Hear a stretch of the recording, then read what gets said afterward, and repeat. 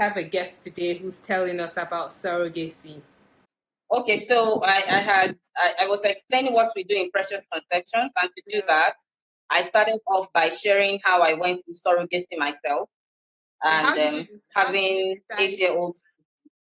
Can you tell us a bit more about Uh, that journey? How did it uh, start? How did you decide that was the route yourself and your husband would take?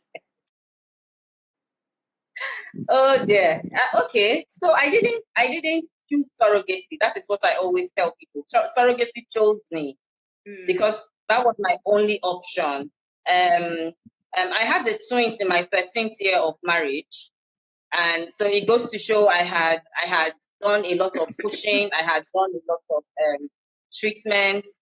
So when I got married in 1999, um, um, we decided, okay, let's wait a bit before having children. Okay. And in year 2000, we decided we were going to try. And I had fibroids. So immediately we started trying. I was diagnosed with multiple fibroids. Okay. But our doctor then said it wasn't in any way um, occluding, that it wasn't preventing me from getting pregnant, that I should still be able to get pregnant, that they were not in any way disturbing. So we kept trying, and it just didn't work. And then the fibroids went messy, and I went through all of that journey for 6 years, and eventually I had to take them out. Okay. And by the time I took them out, there were quite many. I had 22 in number. And I now developed a complication, a post-surgery complication that was not properly managed and not properly diagnosed. So, and because of that, I now developed what we call Asherman syndrome. So I went through back-to-back surgeries to correct the scar tissue that had formed in my uterus. I had two surgeries in Nigeria, and I had another major surgery in India, and it didn't work. So by the time I went through the second surgery in Nigeria, to correct the damage in my uterus, the doctor looked at me that was in year 2009, exactly 10 years after I got married. And he said, no, this is not going to work. The best option for you is surrogacy. And then I was ignorant. It was 2009. I mean, eons Right. ago. Yeah. you know, Real Ian. before, before we had all of this technology Yeah. perfected and knowledge increasing left, right, and center, nobody was openly talking about surrogacy. Nobody was the only thing we heard about surrogacy was coming from abroad. So it looked like something Oyinbo people were doing. It looked like something from Hollywood. I didn't know it was going to happen to me in my backyard here in Nigeria. Do you understand me? So Right. there was nobody to counsel. There was nobody to educate, and all of that.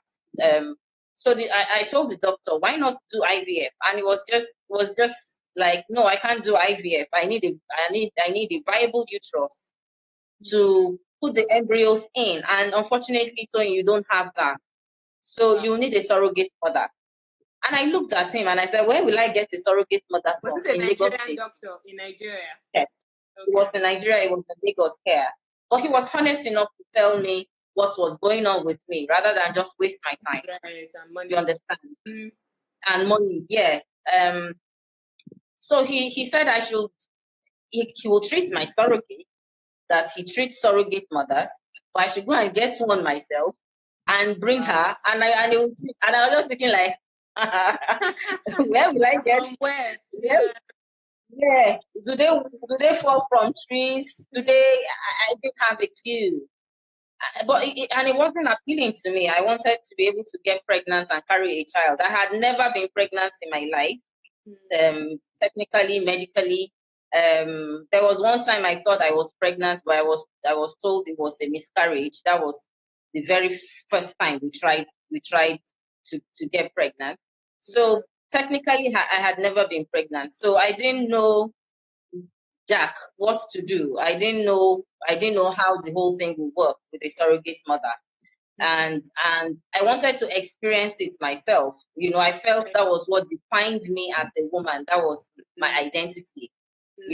Ability to have children. And but before that time, my family doctor had been concerned, and he had been talking to an Indian doctor about a matter, and we had been communicating for a long time, like 6, 7, 8 months. And he said to me, "Look, don't go in for any surgery. It will be more invasive. Come over to India. Let's see if there's something that can be done. Worst case scenario, you go through surrogacy." And I was like, this one has spoken, finished it. Surrogacy in India, a foreign land, foreign culture, foreign religion, foreign everything. I was like, how? I was working. How will I leave paid work? How will I leave my family behind? He was talking 3 months. And so it wasn't appealing at all. It was a no. Okay. But when the Nigerian doctor said, "Look, go and get a surrogate mother," it became my reality. And I started to listen a bit more to what they were saying. I still did not accept it. But I went back, I begged him, I said, "Please book me in for another surgery." And he said, "No, I won't put you in for another surgery. It's going to cause more damage and it won't help." So we decided we'll go to India. He was very honest. Yes, he was very honest. So we decided we'll go to India and see if we can still get a medical miracle performed.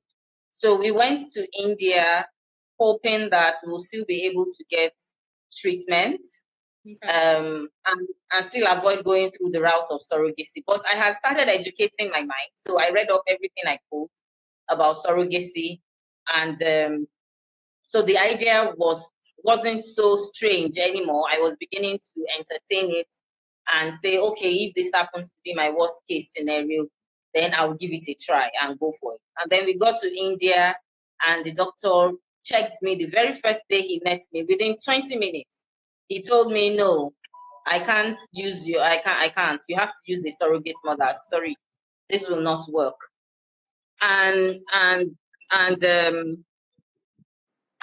he said, "No, this will not work. I have to use a surrogate mother." And I was like, "We are in India. We are not in Nigeria. I don't want Indian babies." I don't.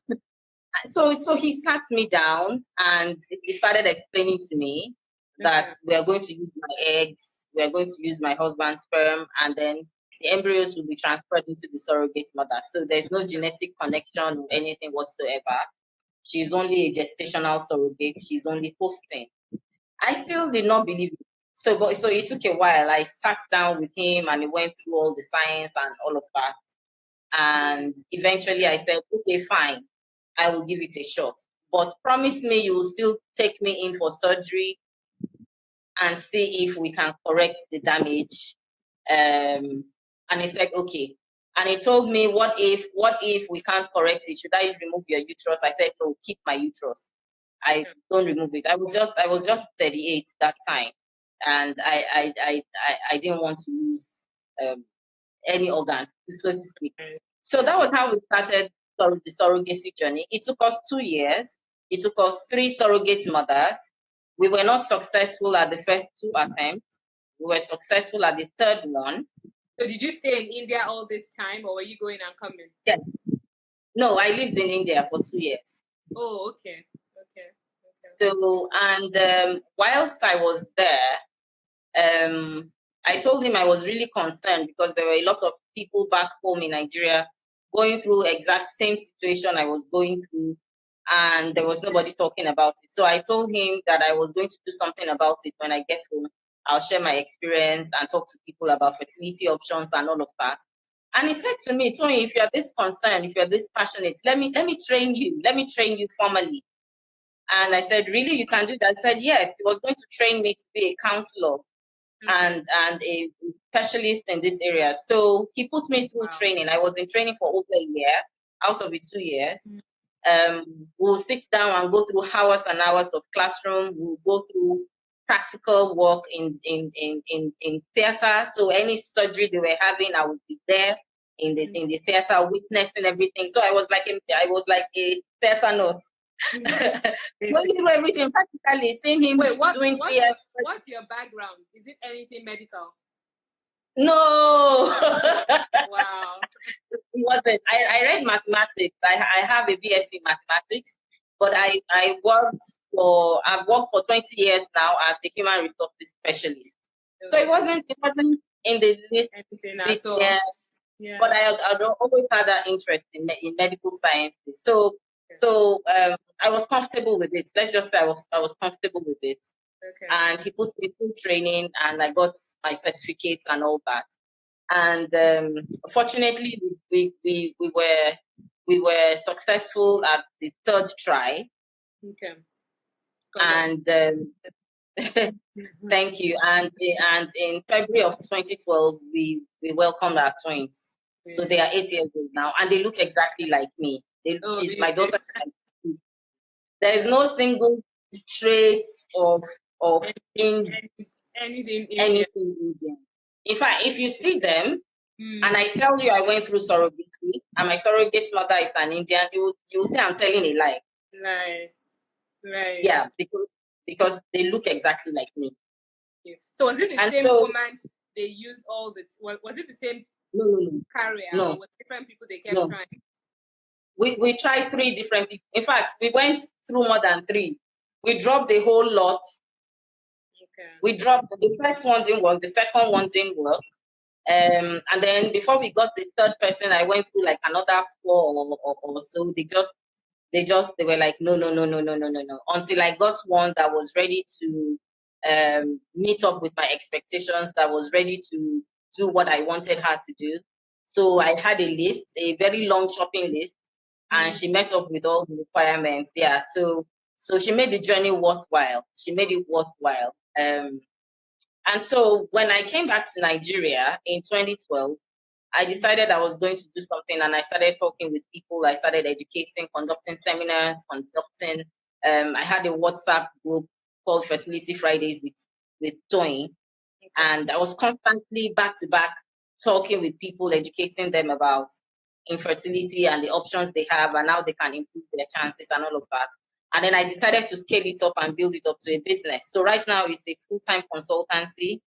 Good for we you. do, yeah. So thank you. And on record we have 44 babies born through our activity. Wow. Yeah, born through what we do.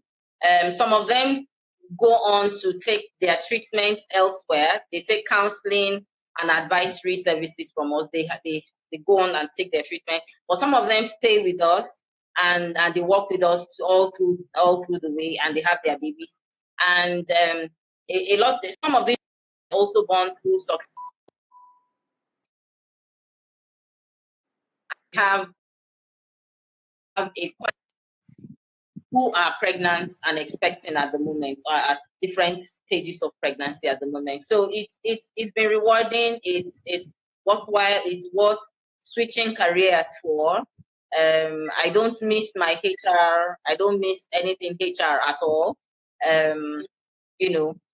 So I can say yes. Now I'm feeling purpose, because my pain has become a source of inspiration for other people to also go out there and brave it.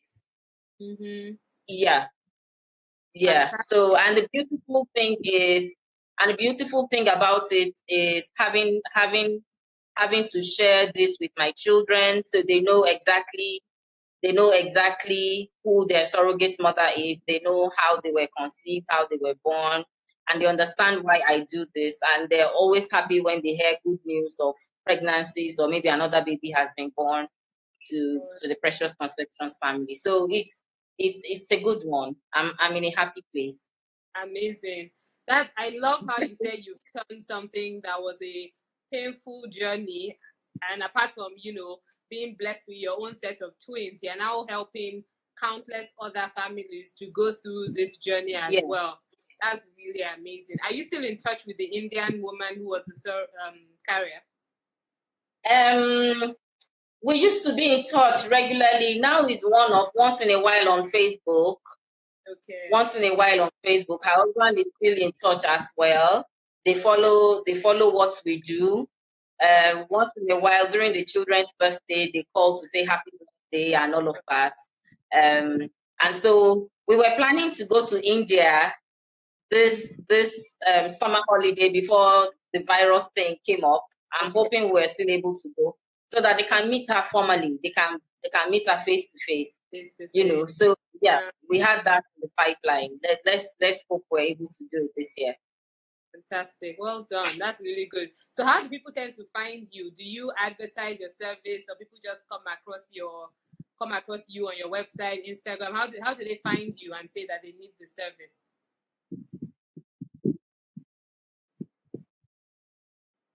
Okay, so I do a lot of talking on social media. I have Facebook. Okay. I have an, and I've been doing more talking there. So it's generally been through me putting myself out and telling people, hey, this is what can work for you. This is what will work for you. Yeah, and this year I've taken it up a notch. You know, partnering with platforms like yours so that more people can get to know what is going on and that they don't have to lose hope. So my website is up and running, preciousconceptions.com.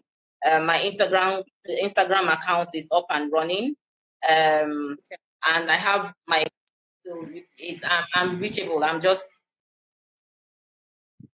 a phone call or a WhatsApp chat or an Instagram chat or anything away. Yes, I'm reachable. Good to know. So is surrogacy expensive? Is it an expensive journey? Are you still there? Are you still there? Yes. Did you hear me? Are you still there? I am. Oh, okay. I was saying that is surrogacy an expensive journey? Hello. Hello. Can you hear me? Hello. Can you hear me? Yes, I can hear you now. I can hear you now. I was saying that in terms of the financial burden, is it an expensive process, surrogacy? Well, fertility treatments are expensive. Surrogacy is expensive because you are. Sorry, 1 second. Is surrogacy part of the fertility treatment, Oh or dear. is it one and the same conversation? Oh dear. The network, Abi.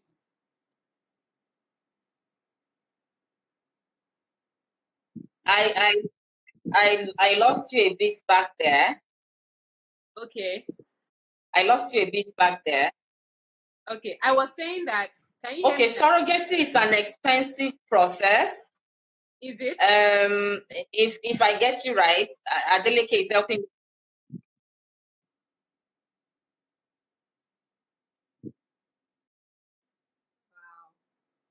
Yes, it's expensive. It's affordable. Yes, let me use that. Affordable. Okay. So you take it as a project. You take it as a project that you want to manage, and you face it that way. So it's not something you can do a hit and run with.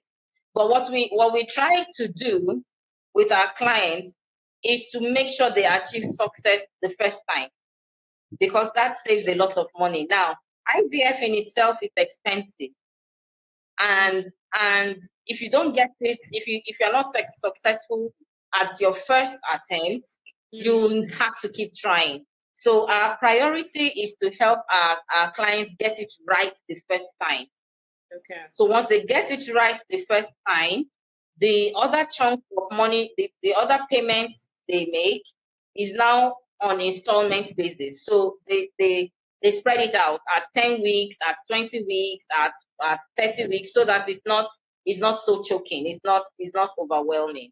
Yeah. So based on that, I would advise anyone that is planning for surrogacy to have about 7 million naira minimum to have about 7 million minimum, you know. But if you want to be in a good place and say, yes, I'm going all out to give this my best, then you should plan for about 8.5. Because when you go through IVF and you are successful, we don't want doctors who are not qualified enough to handle the surrogate mother when she's pregnant. And we also give them utmost care, and we compensate them well, so that they don't cut corners, so that their minds can be at rest. Look, this lady sacrificed like 12 months, 13 months of their life for them to do this. So at some point, they give up every other form of income they have, whether it is, so they stop what they do, and we have to compensate them nicely. So for you to be comfortable and make sure that your surrogate mother gets the best care and gets the best facility, and you put her in a good and comfortable place, I will advise you prepare for an 8.5 million. So it's better for you to prepare for that amount and then come back with some change than for you to now put yourself on. Work with you, we look at your scenarios. Some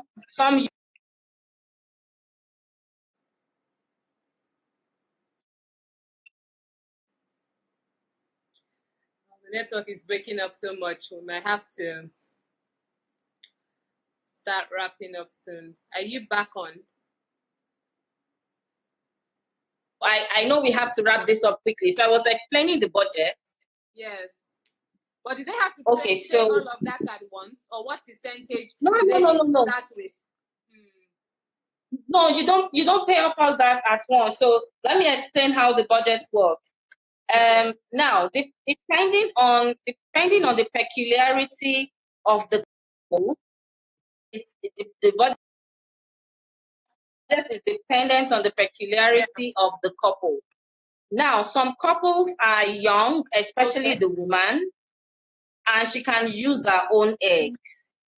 Now, when you use your own eggs, it makes your cost a bit less expensive, in that you are not engaging a donor, an egg donor. Now, if your eggs are not viable and they are not good enough for IVF, you need to use an egg donor. And when you're using an egg donor, it means you are paying for donor service, you are paying for donor treatment, you are paying for donor compensation and all of that. So it bulks it up. But let's say IVF is roughly 2.5 million if you use donor eggs, roughly 2.5. Okay. So, but surrogacy,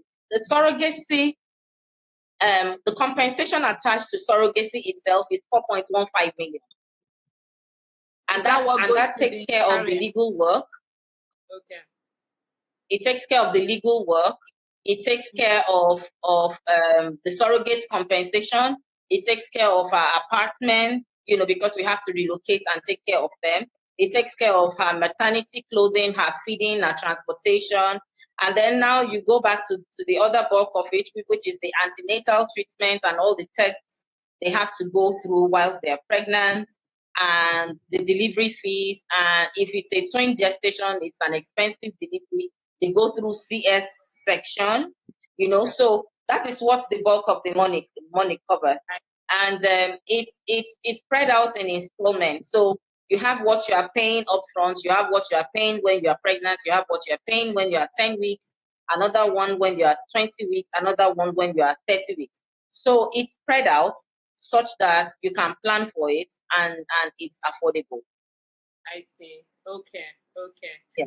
So even though it's expensive, it's broken down based on the couple's peculiarities. It's spread out over time. Yes.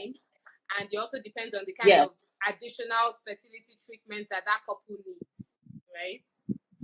Yes, exactly. Okay. I wanted to ask, what tends to, how do the women put themselves up? What makes a woman decide that she would like to be a carrier? What have you found is the common trait between the women who offer their wombs up, actually? for this process? Okay, so for someone for surrogacy, it's basically because there's an issue with the uterus. That's the number one reason the woman cannot carry a pregnancy to term, because there's an issue. For some people, it's because they don't have fully developed uterus. Okay. It's amazing. You see a full-grown woman and she has the uterus of a 13-year-old. Really? Yeah, some have double uterine cavity. So you find women who have double uterus. I've seen them before. They have two wombs. Really? And wow. Yes, and some have split wombs. So inside one womb is split into two cavities, and the two cavities are so small it cannot carry a pregnancy to full term. And it's either they go through surgery or they ask to use a surrogate mother. So the first thing is there's an issue with the uterus. The second thing is the woman has a medical issue. So some people spontaneously abort pregnancies because their bodies recognize the pregnancies as a hostile as an invader. Let me use that word. So she gets pregnant and there's hostility immediately and her body rejects it. Some people are like that. Some people, because of genetic reasons, they can't carry a pregnancy to term. Some people, because of medical reasons, maybe they're going through kidney transplantation or they're going through chemotherapy or they have diabetes or they have severe high blood pressure, they can't carry a pregnancy to term. So majorly is because the woman has a medical or a physical condition that is life-threatening or that can't allow for sustenance of pregnancy to term. That is when surrogacy is advised. Now, for some people, it's a matter of I have a very hectic lifestyle, or I didn't enjoy my pregnancy experience, and I don't want to go through it.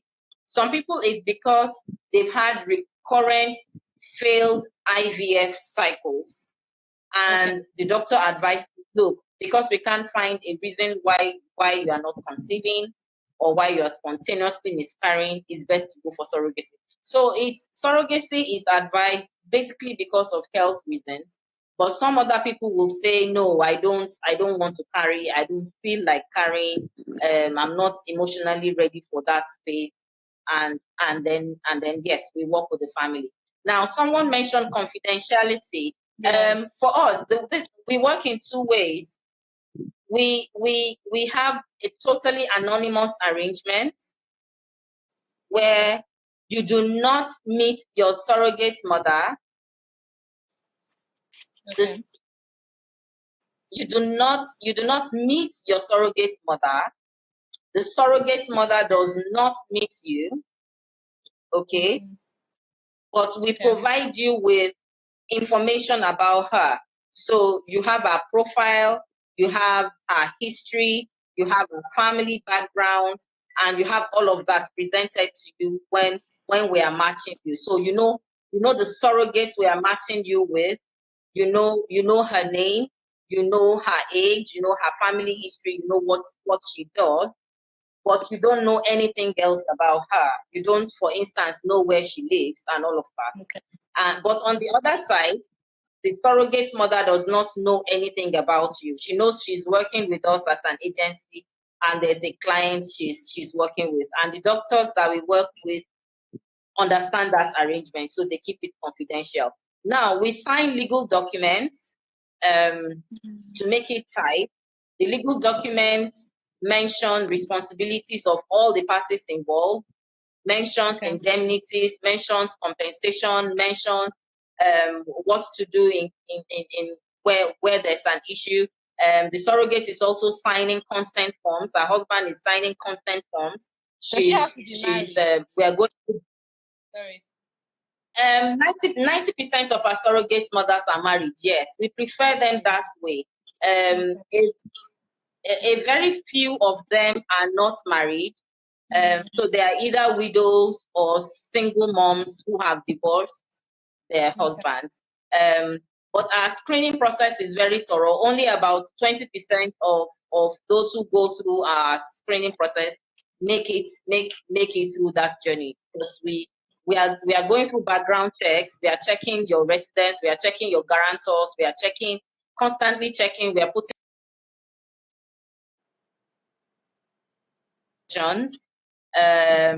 we are going through psychological screenings. We're going through medical screenings and all of that. So, and of course, there has to be a waiting period before they are matched, because sometimes these women change their minds, and or at the end of the day, you find out that they are not ready at that particular point. So you keep them on a waiting list until we are ready to move them into the treatment phase. Yeah, and then the second one, we have a semi-anonymous arrangement where, yes, it's still the same as the first one, in that know who she came with, but you as the parents, you are involved in the process when she gets pregnant. So on her clinic days, when she's attending the hospital appointments for her screening, for her scans, and all of that, excuse me, you are present. So we have a way of ensuring that the two of them do not meet, but the intending mother still participates. She still engages with the doctor.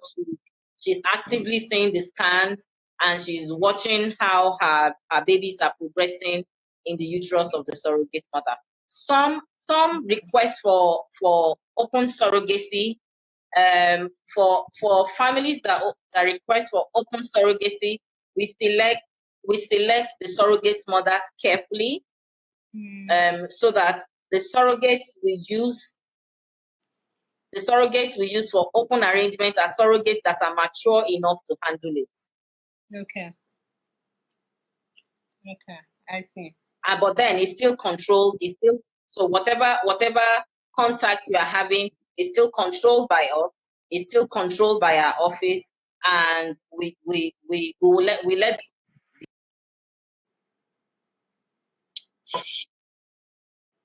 Hello. Okay. And at delivery, the surrogates don't get to see the babies. They don't see the babies at all. They don't. The babies are taken from them right from delivery. So a lot of them go through cesarean section delivery before they wake up. The babies have been taken away and handed over to the family. Okay, so those are the type of arrangements that we have. I see. Fantastic. Yeah. Why don't they? Ooh. My light just went off. Oh, okay. I'm still here. So let's go ahead so we can wrap up shortly. I'm still here. Okay. Yes. Thank you so much. I have learned a lot. I didn't think I would learn this much. Oh, fantastic. Can you just tell us again where people can find you if they want to ask further questions or if they want to visit your office? Okay, my office is in Ikeja. But my contact details, my website is preciousconceptions.com. Okay. Preciousconceptions.com. My Instagram account is Toyin Lolu-Ogunmade. So basically, if you check up the name Toyin Lolu-Ogunmade, you'll see my footprints everywhere. You'll see my footprints everywhere, whether on Facebook or on WhatsApp or on Instagram or on Twitter. So any of those social media. Thank you, Lagos Moms. Preciousconceptions.com. Yeah, and my phone number is 070-8808-0339. 070-8808-0339. Did you get it? Or should I type it out? Is that it? I think I just put it. Did I get it? Yes, correct. And my email is toyin@preciousconceptions.com. Okay. Can somebody type that, please? Toyin Adeleke can help us, please. Okay. So my email is toyin@preciousconceptions.com. Okay. So so it's pretty easy. We do a lot more than surrogacy. Surrogacy is not the only thing we do. Like I said earlier, it's one of the things we do and we do well. It's of what education, awareness. We might have to have another section to go into that details. Do a lot of fertility advisory. So we sit down with you and plan.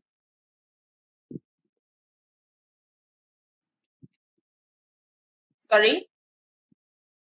Yeah, breaking up again. What did you say, Yeti? Hello?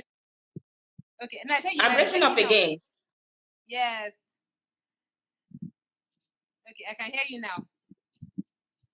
Okay, so what I'm saying is we do a lot more than surrogacy. Surrogacy is not the only thing we do.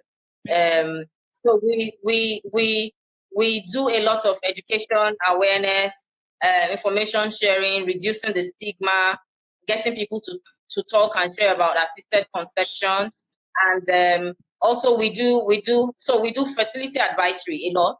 So that's where we kick off from. If you come to me, for instance, and say you need a surrogate mother, I won't just say, okay, yes, I'm giving you one. I'm sitting you down to find out why you think you need one. And if you don't need a surrogate mother, we don't give you one. We chart your course for you and say this is the best solution that is suitable for you. So there's so many things you can choose from. And some people are able to conceive spontaneously, naturally. So we have treatments that are geared towards that. And we have people who require some other interventions like artificial insemination, like timed intercourse, even some men that do not have sperms, or they have very low sperm count. Yes, we have treatments that are suitable for them to go through. So surrogacy, again, like I said, the indication for surrogacy usually is if there's a medical or a physical condition present in the woman and she's not able to carry that pregnancy to term herself. If she has the opportunity of carrying that pregnancy to term, then we'll give her a treatment that is best suitable for her. Okay. Wow. Thank you so much. I feel like I've gone to school today. and it's so good. I mean, your story is really fascinating. I mean, this is the first time I'm meeting you not face to face, but you know what I mean. And honestly, you're such a positive person. Your attitude, you're so warm and helpful. We need more people like you. And I think what's really impressive is that we can always use whatever we go through to bless other people, and that's exactly what you're doing. So honestly, God bless you for that, and for all the families that you're helping.